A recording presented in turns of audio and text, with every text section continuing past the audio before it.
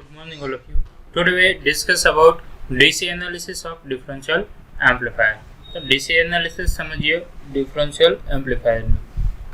તો જેમ આપણે એમ્પ્લીફાયર નોર્મલ એમ્પ્લીફાયર માટે AC અને DC એનાલિસિસ જોતા હતા આગળના ધોરણમાં, એ જ રીતે આપણે DC એનાલિસિસ જોવાનું છે ડિફરન્શિયલ એમ્પ્લીફાયરનું.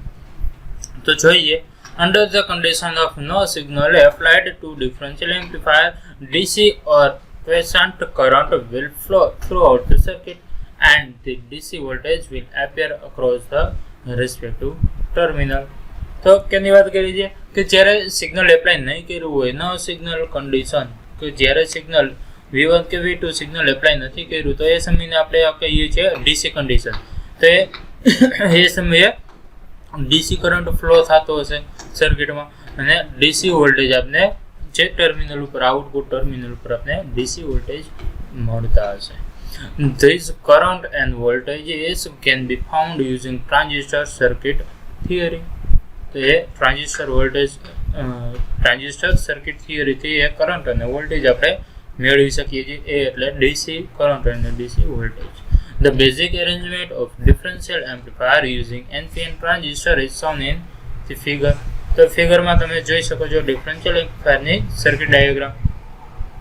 તો જોઈએ ફિગર તો શું છે. તો અહીંયા જોઈએ તો VCC 15 વોલ્ટેજ એપ્લાય કરે. હવે આગળનો ડાયાગ્રામ છે એ જ ડાયાગ્રામ આપેલો છે, પણ ડિફરન્સ એટલો છે કે અહીંયા સ્પેસિફાઈડ એની વેલ્યુ પર્ટિક્યુલર આપેલી છે. તો ખાસ વેલ્યુ આપણે સમજવાની છે પાછળ, તો તેની કેલ્ક્યુલેશન છે, કેલ્ક્યુલેશન વેલ્યુ પર બેઝ કરે છે. તો વેલ્યુ કેટલી આપેલી છે તો ખાસ વેલ્યુ ઉપર ધ્યાન કરજો. તો બધી જ વેલ્યુ તો અહીંયા તમે જોઈ શકો છો કેટલી આપેલી છે. તો આટલી બધી જ વેલ્યુ આપણે હાઇલાઇટ કરી દીધેલી છે. તો કઈ વેલ્યુ આપેલી છે. VCC પ્લસ 15 વોલ્ટેજ છે, જ્યારે VEE માઇનસ 15 વોલ્ટેજ છે. તો બંને ઓપોઝિટ વોલ્ટેજ છે. T1 ટ્રાન્ઝિસ્ટર માટે અને T2 ટ્રાન્ઝિસ્ટર બંનેનો બીટા જે કોન્સ્ટન્ટ છે, તો બંનેનો બીટા 100 છે. આપણે વાત કરી દીધી કે બંને ટ્રાન્ઝિસ્ટર આઇડેન્ટિકલ છે, એક સરખા છે, એટલે બીટા પણ ઓલમોસ્ટ સરખો હશે. ત્યાર પછી RB ની વાત કરીએ, બેઝ રેઝિસ્ટન્સ 10 કિલો ઓહમ છે, જ્યારે RB2 સેકન્ડ ટ્રાન્ઝિસ્ટરનો પણ બેઝ રેઝિસ્ટર પણ 10 કિલો ઓહમ છે, બંને સરખો છે. એ જ રીતે RC1 10 કિલો ઓહમ છે અને RC2 પણ 10 કિલો ઓહમ છે. મતલબ કે RC1 અને RC2 બંને સરખા છે, 10 કિલો ઓહમ છે. અને એક વાત કરીએ RE ની, તો ઇમિટર રેઝિસ્ટર તો 25 કિલો ઓહમ, બરાબર. તો 25 કે ઓહમ છે, ખાસ સમજો. તો 25 કિલો ઓહમ RE આપેલો છે. તો આપણે ઓવરઓલ બધા પેરામીટરની વાત કરી દીધી, એના વેલ્યુ કેટલી છે. તો તમે જોઈ શકો છો કે સિમેટ્રિક સર્કિટ તમે જોઈ શકો છો કે લેફ્ટ હેન્ડ સાઈડ જે વેલ્યુ છે 10 કિલો ઓહમ, તો રાઈટ હેન્ડ સાઈડ RC1 એટલે જ RC2 10 કિલો ઓહમ છે. RB1 10 કિલો ઓહમ છે, તો RB2 પણ 10 કિલો ઓહમ છે. એ જ રીતે અહીંયા 15 volt minus 15 voltage left hand side right hand side લાગુ પડે, plus 15 left hand right hand side લાગુ પડે. બીટા 100 વેલ્યુ છે, એ પણ T1 અને T2 બંનેની સરખી છે. અને RE 25 કિલો ઓહમ છે, તો એ પણ બંનેને સરખો લાગુ પડે છે. તો આ રીતે કહી શકીએ કે બંને બાજુ સરખો ભાગ છે. જો વચ્ચે મિરર રાખી દઈએ, બરોબર, તો વચ્ચેના ભાગમાં આપણે અહીંયા મિરર રાખી દઈએ સેન્ટરમાં, તો એ એક્ઝેક્ટ બંને બાજુ સેમ કોપી બનશે. તો એ રીતે આપણે સમજી શકીએ કે મિરર ઇમેજ છે, એટલે કે સિમેટ્રિક સર્કિટ ડાયાગ્રામ આપેલું છે. now જોઈએ તો arrangement is shown with typical value to make it more illustrative.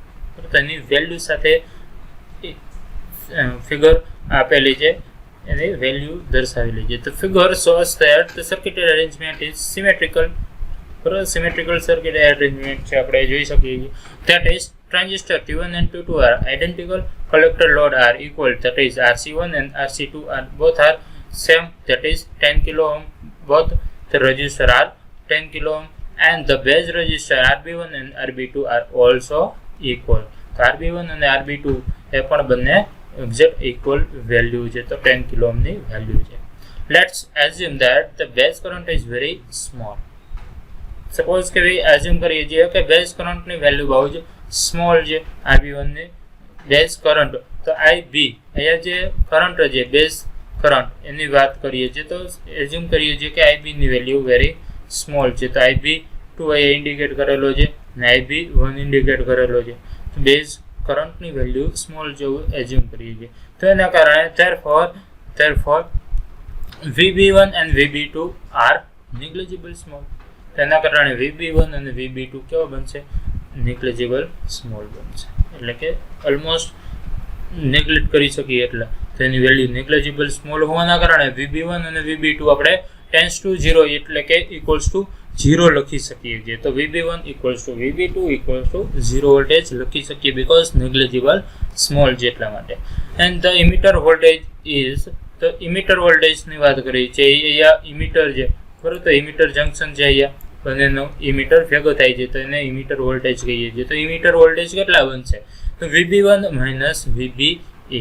તો VB1 ક્યાં મળશે? તો આ પોઈન્ટ પાસે. તો VBE ક્યાં હશે? તો અહીંયા બેઝ છે, અહીંયા ઇમિટર છે. તો આના બંનેના વચ્ચેના જે વોલ્ટેજ છે એને આપણે કહીએ છીએ VBE. તો આ જે વોલ્ટેજ છે VBE બનશે ને અહીંયા VB1. તો VE છે equals to VB1 minus VBE. તો VB1 માંથી VBE બાદ કરશો એટલે VE જેટલા વોલ્ટેજ હશે. તો VB1 તો એને સેમ રાખીએ છીએ, બટ VBE બેઝ ઇમિટર વોલ્ટેજની વેલ્યુ આપને ખબર છે કે બ્રેકડાઉન વોલ્ટેજ છે એના જેટલી હશે. તો એ છે 0.7 આપણે લઈએ છીએ. તો માઇનસ VB1 minus 0.7 આપણે લખી શકીએ. એ જ રીતે VB2 minus VBE second transistor માટે વાત કરીએ તો VB2 minus VBE of 2. તો એના માટે પણ VB2 minus VE equals to VB2 minus 0.7 લખી શકીએ છીએ. મોરઓવર વાત કરીએ તો VE બંને માટે સરખું જ થશે એટલે કે 0 minus 0.7 એટલે કે VE ની વેલ્યુ અહીંયા જે વોલ્ટેજ છે VE કેટલા હશે? તો VE ની વેલ્યુ minus 0.7 વોલ્ટેજ હશે. એના પરથી કહી શકીએ કે VE1 equals to VE2 equals to VE equals to minus 0.7 voltage. તો અહીંયા જે VE ની વેલ્યુ છે VE1 અને VE2 બંને માટે સરખી થશે. અહીંયા VE1 લઈએ કે VE2 લઈએ, બંને માટે VE સરખું થશે. Applying Kirchhoff's voltage law to the input loop of transistor T1. હવે ટ્રાન્ઝિસ્ટર T1 ને KVL Kirchhoff voltage law apply કરીએ છીએ. તો એના માટે આપણે જોઈએ VRE equals to, હવે અહીંયા ખાસ જોજો તો VE ને માઇનસ VE ને કરતા બનાવવો પડે આમ જોઈએ તો, કારણ કે જે બેટરી છે બરાબર, પણ આપણે એને કરતા બનાવીએ અને એના પછીનું સ્ટેપ લખીએ બરાબર. તો VRE બરાબર, VRE લખીએ છીએ. VRE ના અક્રોસમાં જે વોલ્ટેજ હશે એ આપણે લખીએ છીએ VRE ના અક્રોસમાં જે વોલ્ટેજ હશે એ આપણે લખીએ છીએ. એટલા માટે અહીંયા લખેલું છે VRE. તો VEE ની વેલ્યુ આમ જોઈએ તો માઇનસ આવે, પણ અહીંયા VRE ને કરતા બનાવ્યું છે એટલા માટે VEE બનશે બરાબર. તો VEE માંથી બાદ થતા જશે બાકીની ટર્મ્સ. તો VEE minus VBE. તો અહીંયાથી આગળ જઈએ VRE ને તો કરતા છે, તો VEE જે બેટરી છે માઇનસ છે પણ એને આપણે બાદ કરીએ છીએ એટલા માટે VEE માઇનસ માંથી પ્લસ થઈ જશે એટલે કે VEE પ્લસ VE. ત્યાર પછી આગળ જઈએ તો વોલ્ટેજ આવે છે અહીંયા તમે જોઈ શકો છો. 10 આપણે ચેન્જ કરીએ છીએ. ઓકે, તો અહીંયા જે વોલ્ટેજ છે બરાબર, તો એ વોલ્ટેજની વાત કરીએ છીએ બરાબર. તો ટોટલ જે VRE બરાબર, તો VRE બરાબર VEE માઇનસ VBE. તો આ જે વોલ્ટેજ છે આપણે અહીંયા ઇન્ડિકેટ કરાવેલા છે એ વોલ્ટેજ VBE બરાબર. તો એ બાદ થશે એમાંથી ને ગ્રાઉન્ડ સુધી પહોંચવા માટે અહીંયા ગ્રાઉન્ડ છે બરાબર. તો આ ગ્રાઉન્ડ સુધી પહોંચવા માટે વચ્ચે ત્યાંથી આગળ જશે તો વચ્ચે કયો પોઈન્ટ આવે છે? RB. તો આના RB ના અક્રોસમાં જે વોલ્ટેજ હશે VRB કહીએ તો માઇનસ VRB. તો આ રીતે VEE minus VBE minus VRB. તો અહીંયા ખાસ જોજો VRE અને VRB. તો અહીંયા ડિફરન્સ છે જે અહીંયા તમે જોઈ શકો છો.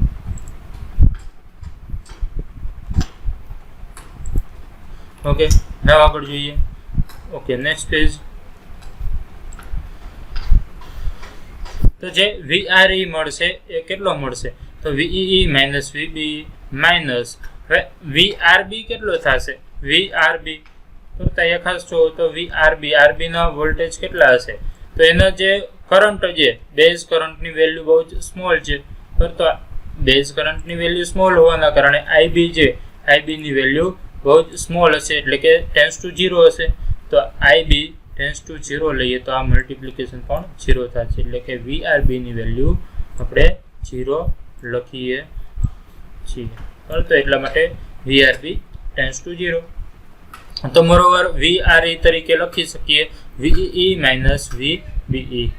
તો VEE minus VBE, but VRE એટલે કે IRE.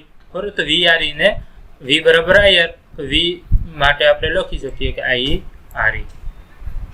તો ઇમીટર કરંટ અને ઇમીટર રેઝિસ્ટન્સના મલ્ટિપ્લિકેશનથી VRE મળશે.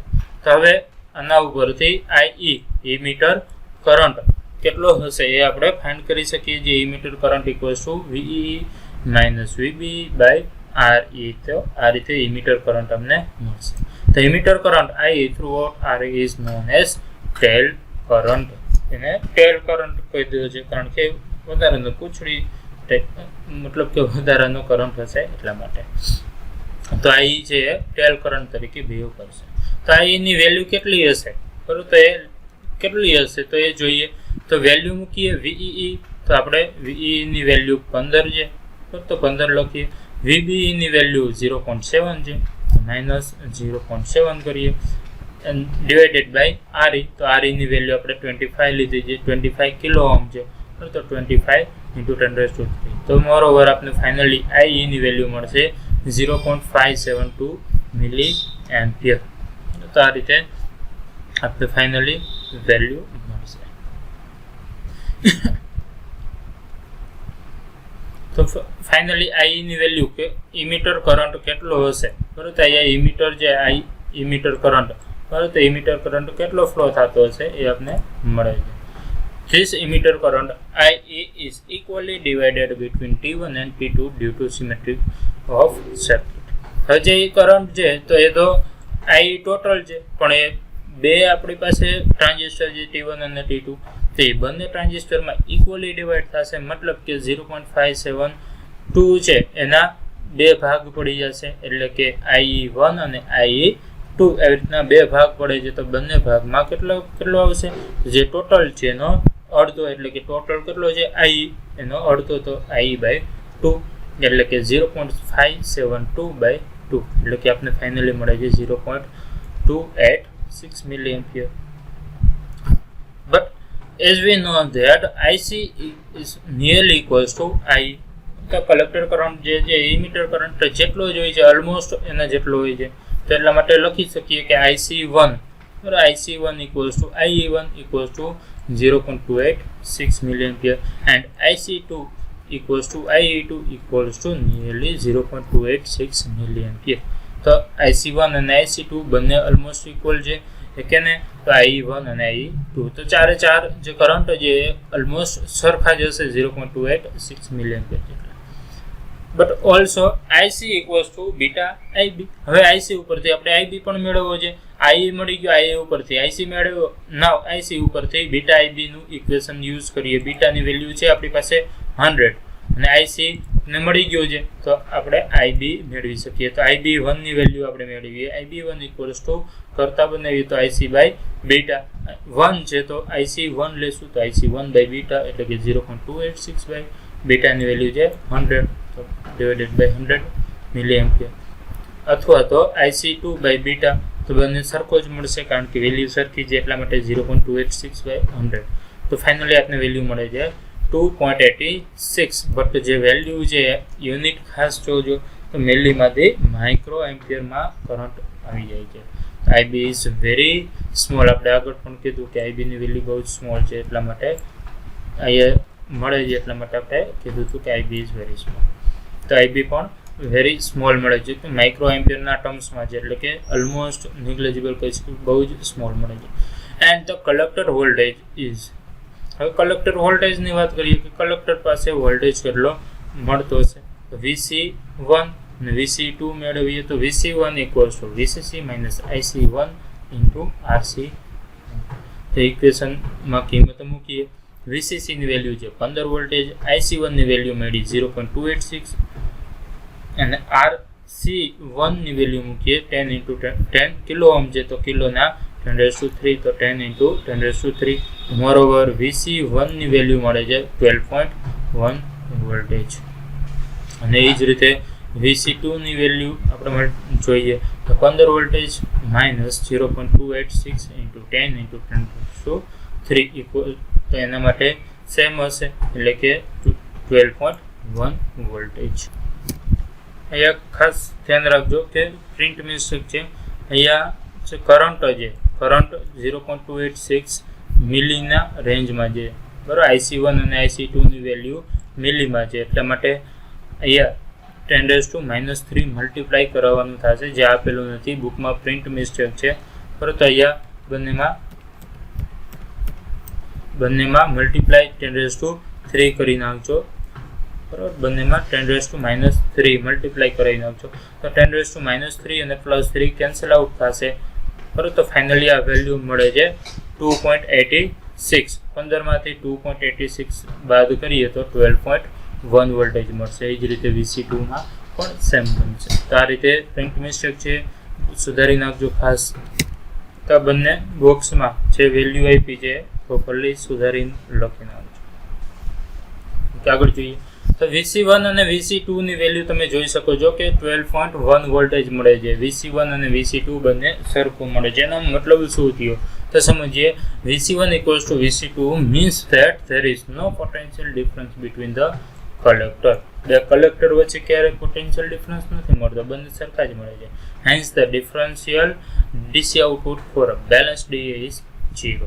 બંનેનો ડિફરન્શિયલ DC આઉટપુટ જોઈએ કે બંનેનો ડિફરન્સ કેટલો મળે છે, તો એ તો બંનેનો ડિફરન્સ લેશો 12.1 - 12.1 તો 0 જ મળશે. એટલે કે હંમેશા બેલેન્સ ડિફરન્શિયલ એમ્પ્લીફાયરનો આઉટપુટ હંમેશા એનો ડિફરન્સ જો લેવામાં આવે તો એ હંમેશા 0 જ મળશે.